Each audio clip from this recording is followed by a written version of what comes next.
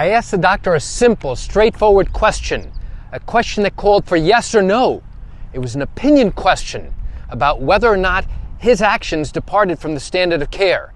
And instead of giving me a yes or no answer, you know what he said? He said, "It depends." You want to know what I said in response to that? You want to know why this doctor was playing games? Come join me for a walk at the beach as I share with you the answer to that question. Hi, I'm Gerry Oginski. I'm a New York medical malpractice and personal injury attorney. This was a medical malpractice case. And now, during the course of my client's lawsuit, I had an opportunity to question this doctor who my client believed was careless, who caused her significant harm and injury. During the course of this pre-trial question and answer session, which was being done on a Zoom video call and under oath, and all of my questions were being recorded as well as the doctor's answers.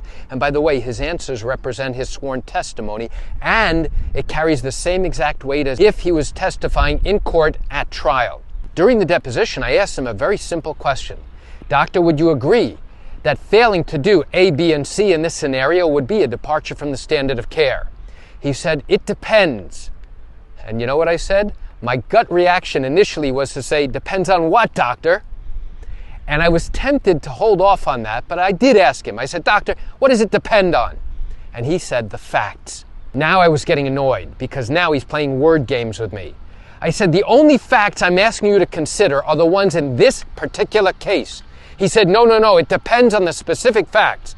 I said, "Okay, doctor, I understand. Let's talk about these specific facts.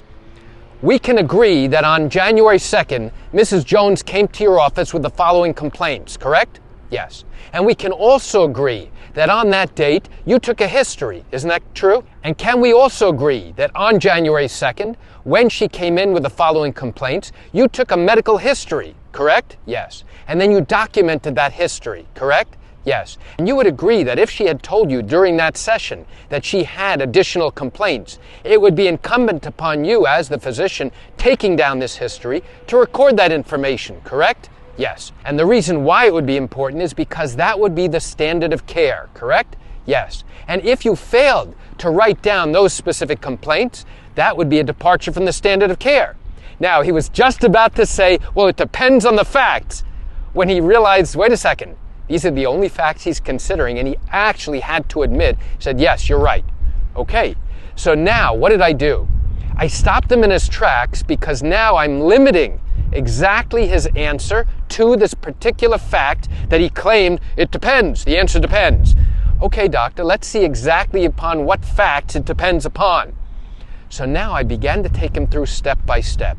I said, "Doctor, can we agree that after taking a history on this patient, you performed a physical examination?" He said, "Yes, that's true." "And during this physical examination, you examined the following body parts. Isn't that correct?" "Yes." "And after your examination, you recorded your findings on examination. Isn't that true?" "Yes." Now, if during the course of this examination you failed to examine this particular area of her body, would you agree that based upon her complaints, based upon her medical history, it would be a departure from the standard of care to not go ahead and do an examination of this part of her body?" And again, I could see the doctor wanted so much to say, "It depends on the facts," when he realized that these were the only set of facts I wanted him to consider, and not play games and not say, "It depends on the context," because here are the facts that I want you to consider. And the doctor was stuck. He had no alternative but to say, "Yes, I agree." Okay, great. And failing to do an examination in light of that particular complaint and the patient's history, you would agree would be a departure from the standard of care. And again, he had no choice but to say, "Yes, you are correct." And that's exactly what I wanted him to acknowledge, was that failing to do certain things, which is exactly what my client was claiming, that he did not take a full detailed medical history, and he did not do a full medical examination, a full physical examination. As a result of that, those were clear departures from the standard of care. And the moment he started to play games and say, "Well, it depends on the facts and it depends on the context," and as much as I wanted to yell out and scream and say, "Doctor, what the heck are you talking about?" the reality is that there's only one set of facts. No, actually I shouldn't say that. There were two sets of facts. There were facts that the doctor believed occurred based upon his record and his memory, and there were certain facts that my client clearly remembered that the doctor did not. The patient clearly remembered that when she went in complaining, the doctor did not ask her certain things, and the doctor did not do a full physical examination as he was now claiming based upon what was in his medical records. So it was clear to me that the doctor was either trained to try and trip me up by saying it depends on the facts, or he wanted to play word games with me, semantics, to focus on things that I had not addressed. And the way to correct and to modify that question is to turn around and now limit my question. Doctor, I want you to assume that the following facts are true. Would you agree that if Mrs. Jones came into your office and made the following complaints, it would be critically important for you to recognize that complaint, to document it, correct, and then to examine that part of her body? And again, in each of those things, he has to say yes. And that's important. Why? Because it's important for me to get the doctor to acknowledge, number one, what the standard of care was.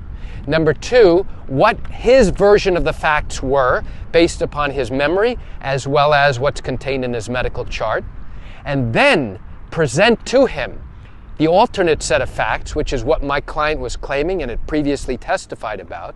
And that is that she had made additional complaints. She had said other things that the doctor did not pick up on. And the doctor failed to ask her about certain things.